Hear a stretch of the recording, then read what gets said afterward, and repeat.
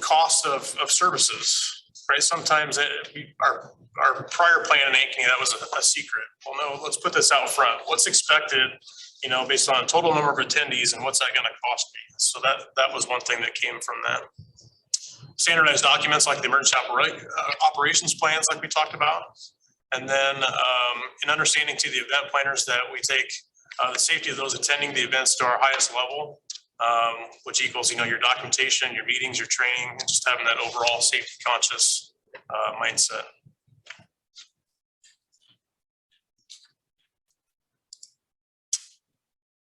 So the implementation, I think we've kind of already talked about this, but the special event permit process, I think we've gone electronic with those. We've expanded those, and we're able to make those better for everybody involved.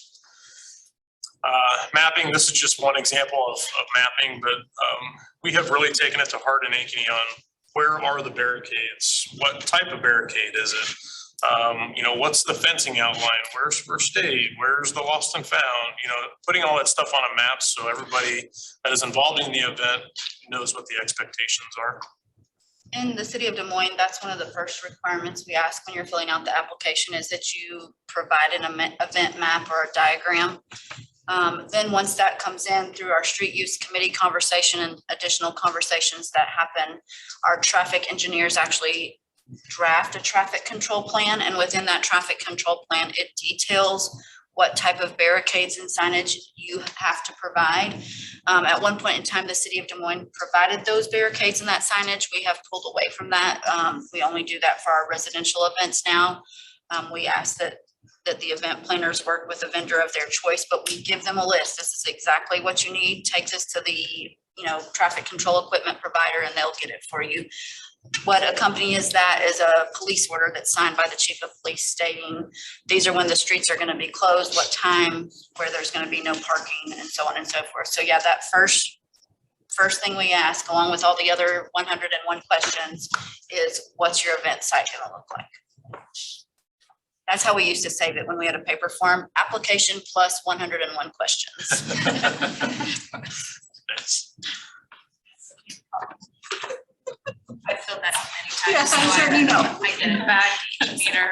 That goes After and it's go not and just look one at the application, numbers. friends. We have a park system. We have a Yeah. special parking permit application. Like Yeah. one day in the perfect world, it will all live happily ever after. But today we're still a little siloed. One thing that we did in our plan that is given upfront to the event planners is what is the expectation for public safety? Right, so I come and I want to have an event that's going to have 11,000 people there. Well, me 90 days out, what does that mean to me? So we put that all on paper. So there's no secrets. So when I apply for a permit, it comes up like this. So anything from 500 people, which is the Save Ankeny minimum, to 7,000, it equals what you see there, which is basically having a first aid kit and a plan and an AED somewhere on site.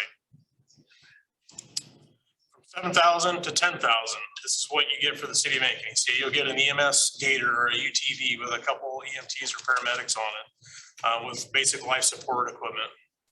It's 10,000 to 15,000. You get an ATV and an ambulance, and the event commander is non-dedicated to the event, but they are made available during the event. And the last one is 15,000 and greater. This is what we use for Pizza Fest, Summer Fest, and a bunch of our larger events.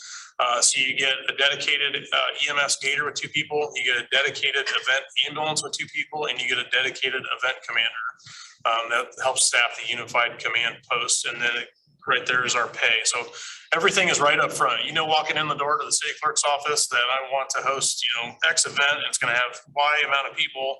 This is what's expected from the city of Ankeny as far as the fire department goes.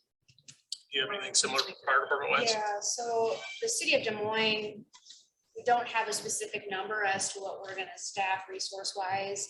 We take each event separately and look at it. Is it in the summer? Is it in the winter? A lot of events are winter dependent or weather dependent. So if we get a really hot day, hey, we may add another squad to the event. So a lot of these conversations we have offline, a lot of time conversations With new events, we'll meet with them, decide, is it necessary? What happened last year at your event? Did we tax our on-duty resources? That's the reason we staff events, is so we don't tax our on-duty resources.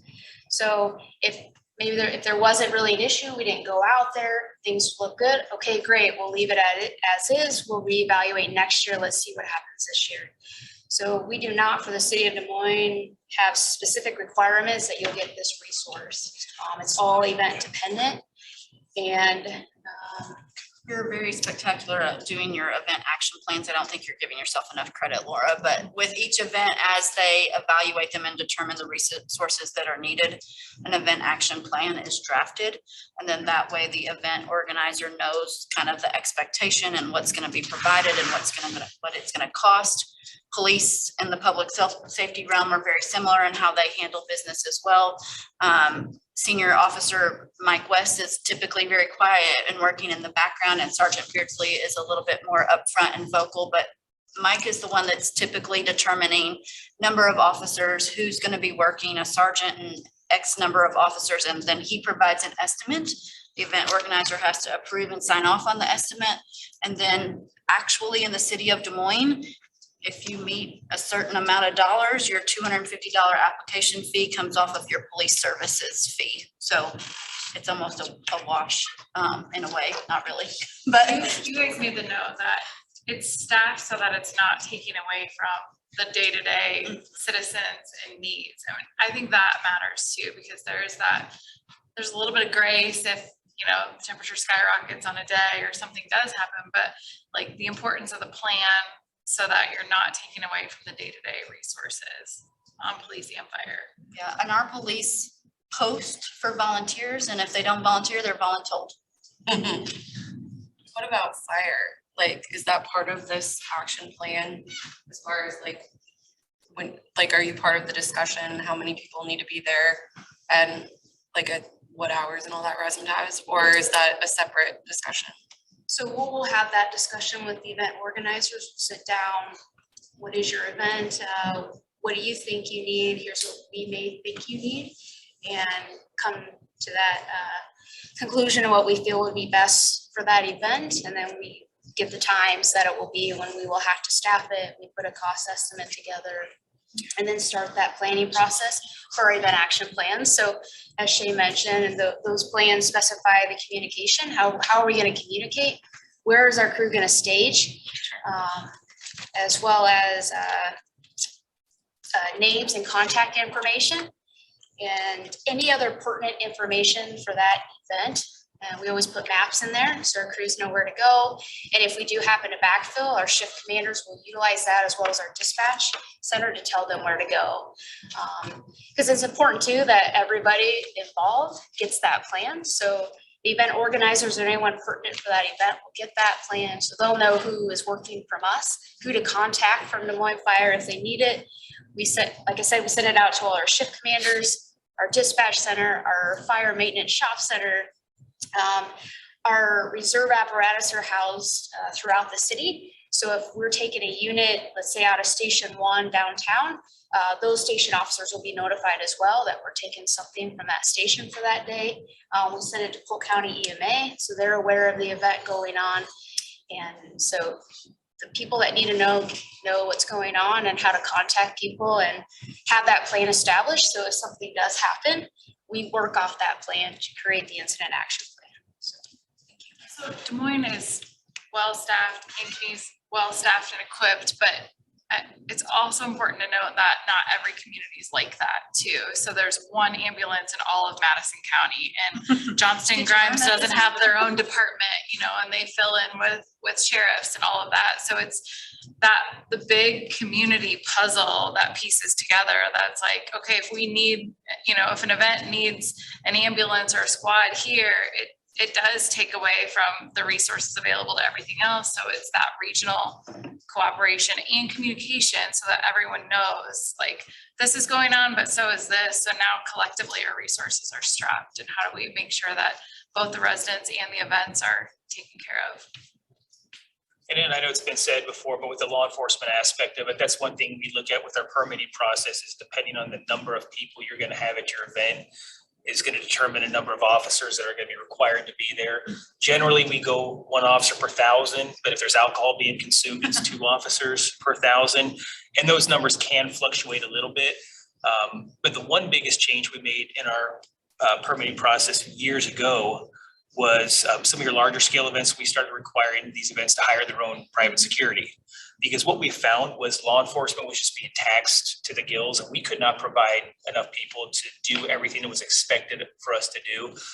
We found it's years ago at our Summerfest event, we would have people come up to us and say, hey, I found this cell phone.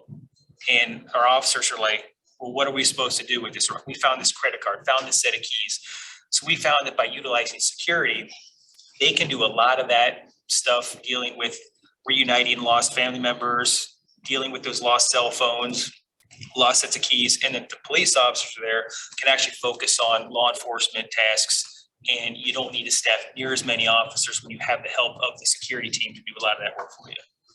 It's not uncommon in the city of Des Moines for larger events to hire private security. I think at Red Bull, we had private security, state coverage, and city coverage because we had 2 pieces of property, if you will. So we had to have both, but because of the size, they encourage having more bodies available. And depending on the size of your event, you can even just do a blend. If you only have an event with, you know, like your typical farmer's market or some sort of city festival, and you're going to have maybe 500 to 1,000 people there. Maybe you have 2 security people get hired on for that, and you supplement 1, maybe 2 police officers. You can do a blend of that just depending on what the needs are for whatever your event is. I know we're running short on time. There's just a few more slides we run through these. The biggest thing is I want to reiterate is the importance of a unified command post on some of these larger events. These are some examples of some of these command posts that we've done in the past. Some of the technology that's out there, we're still learning. Just our last Pizza Fest about new technology that's available for us that I'd be happy to speak off the side about. But just know there's a lot of stuff out there for the command post level. The biggest thing that we learned about the command post is with the event planners is making sure that they know that we need to be able to contact them. And it's even best if they're in the command post. Right? We don't want our number 1 go-to person to be behind the bar serving drinks, if that makes sense. Because if something happens and we need to make a decision, we need to be able to get ahead of those folks and communicate with them effectively. So that's an important step.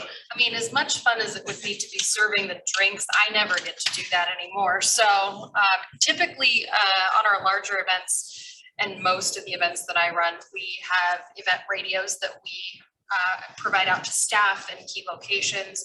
If we have a command post, they absolutely have one of those radios. They know how to get in touch with me or whoever my designated representative that night is, just so we can be in communication, whether it's by text message or by the event radios. You know, I'm sure some of you have run into instances where, you know, maybe cell phone service gets a little spotty because there's maybe too many people on your site, you know. So those event radios come in handy a lot for that. And I'll add to what Dan said about the command post. So a lot of the larger events, we will have a designated command post, whether it's in our mobile command unit that we have. We've had events held here in Polk County EMA, serve as a command center. We also have a conference room at Fire Station 1 downtown that we've utilized for events. But no matter how big or small, we always designate who is in charge of that event. No matter what. So if we just have a race event where we just have a medic unit there, 1 person will be designated as the EMS group supervisor. So that is whom the communications will go to. So there's always 1 designated person, and I would recommend that as we've all talked, who that contact person is.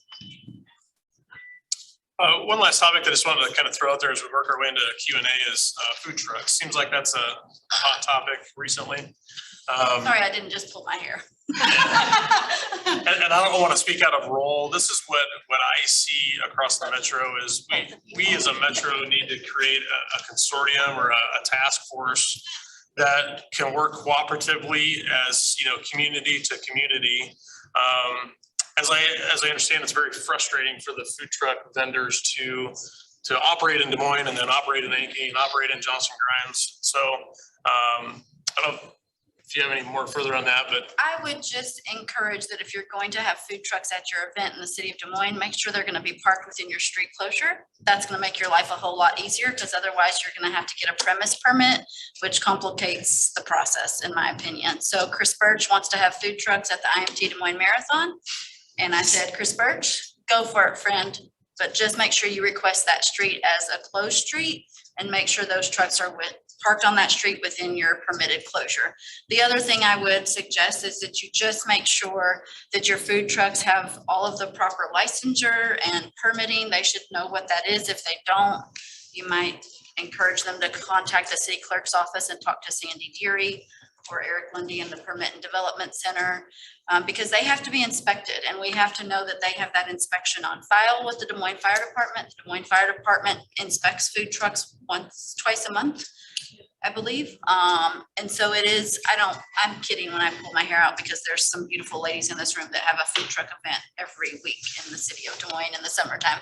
And I love them to pieces. I'm not being ugly, but it's just a process, because you have to make sure that those food trucks themselves are meeting all of the proper requirements. And then you obviously have to then properly mix that in with your street use request. and that was either last year or the year before, the code changed for some of the requirements of the food trucks. And as we're finding out this year, there's not very many food truck vendors that know the new code. So what do you mean I have to have a $3,000 hood system above my grill inside so we're running into a lot of those issues. So just being upfront with the food vendors and having them know what the expectations is, I think is huge. There was recently a similar opportunity held at the Evelyn K. Davis Center for Working Families, and it was all about food trucks. So there is a lot to learn and there is a lot to know. And it's interesting to hear Captain Chris Clement with the Des Moines Fire Department just explain all the things you need to think about as a food truck operator. Like, you don't need just one in and out. You need to be able to get out two ways. And if you have your LP tank, where does it need to sit? And all of these things that as a common person you wouldn't think of, but it's for the safety of you and for the people you're serving. So yeah, just make sure you encourage your food truck peeps to be in the know. Are you saying for them to be able to get like in and out of the vehicle itself, like a door of the vehicle, or like an in and out exit to be able to drive? Actual They have to be able to physical- drive in and out. Yeah, the physical truck. Okay. Because if something explodes and you're got a fire on one end, you want to make sure you can exit the other end. Chris unfortunately had some videos of not so lucky people who probably may have had something, not in compliance that caused a gas explosion. And in some cases you can't get out there.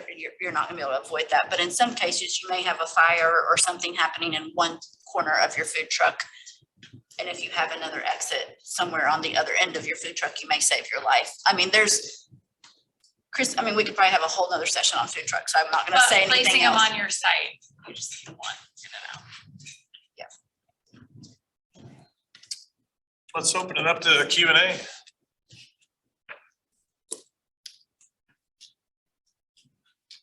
We covered it all. All right. So I have, go ahead. So can you tell or explain a little bit more the difference between an event action plan and an incident action plan? Just like, what's the biggest difference? How we kind of do it is we create an event action plan, and it doesn't become an incident action plan until something occurs. That's the way that we look at it.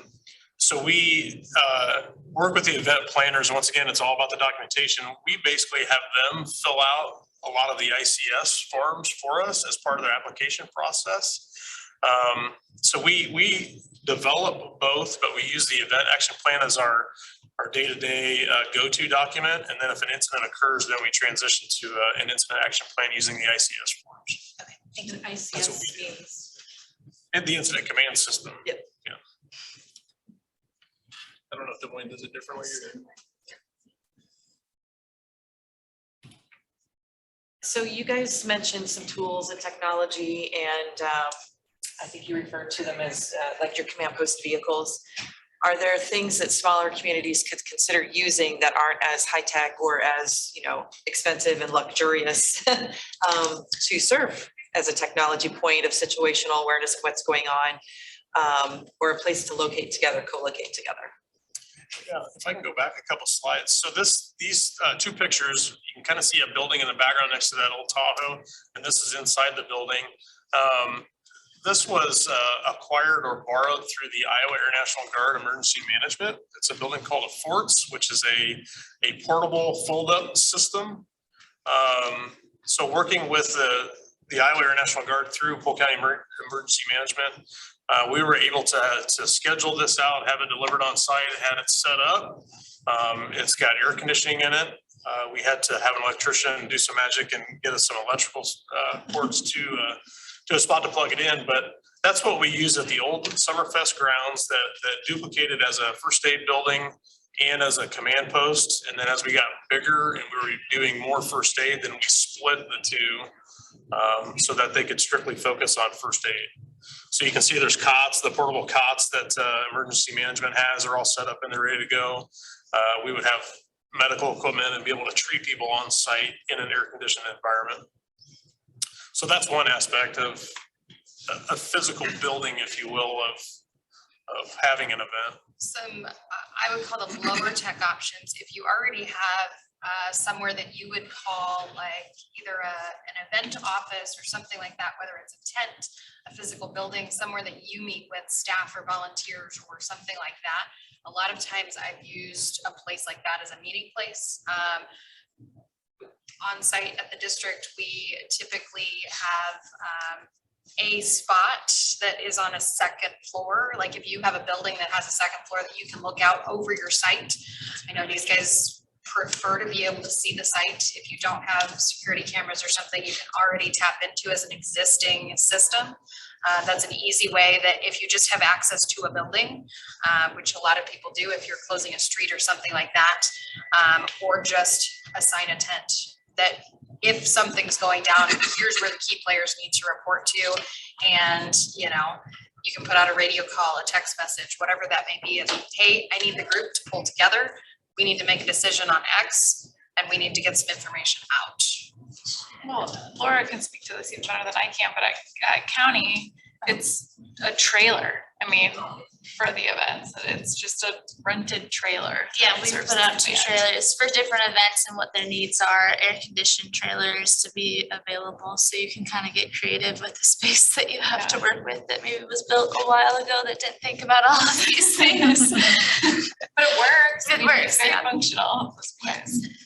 Yeah, and some of it doesn't always have to be on site. Like we use that small conference room at Station 1 and it's not necessarily on site. So you can consider that too, so. And you're sitting in a very nice facility that was recently used for a large event that involved multiple jurisdictions.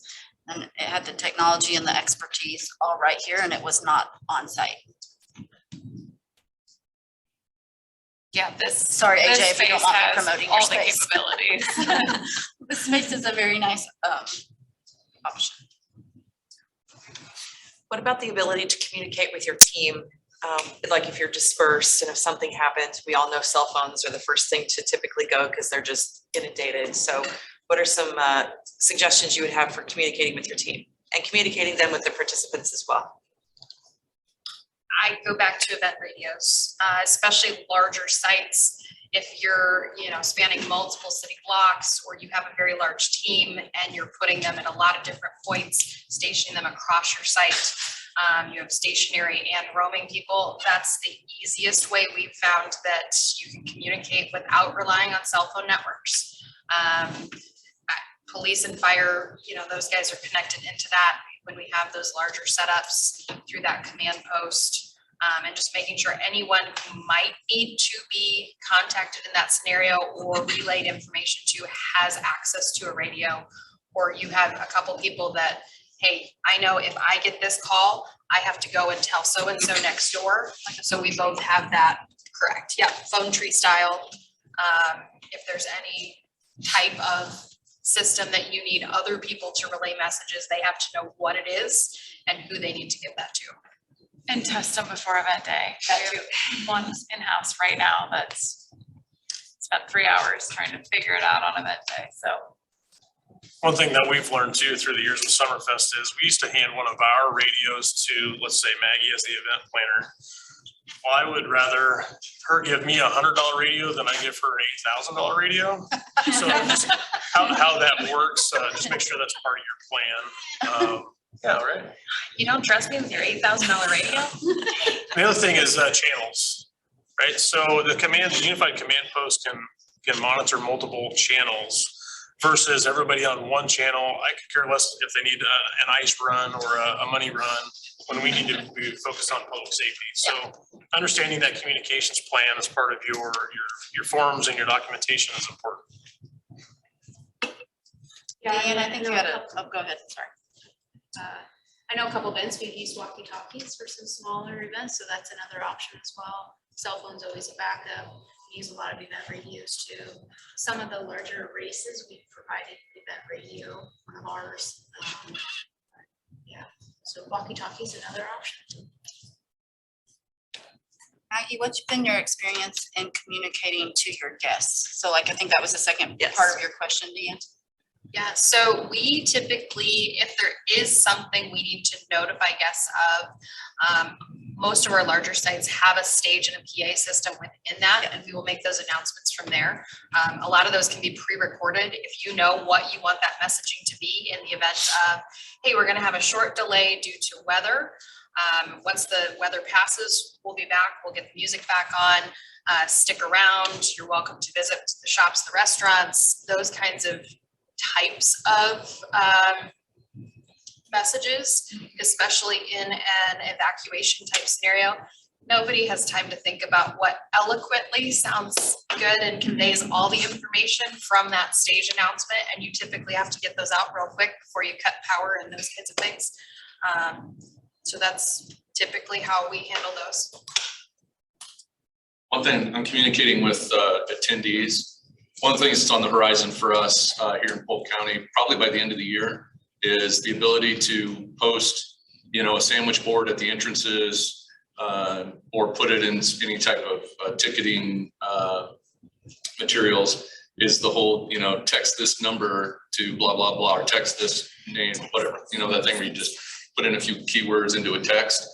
And then for the duration of that event, whoever has done that then has a temporary ability to receive a text message if there's any type of, that the unknown weather pops up or something like that, that we'll be able to communicate with attendees. And then once that event is over, then that list that's created gets trashed and go about our business. So look for that hopefully late this year or early next year. That's a great thing while we're talking about communications. We try to have 2 points of contacts.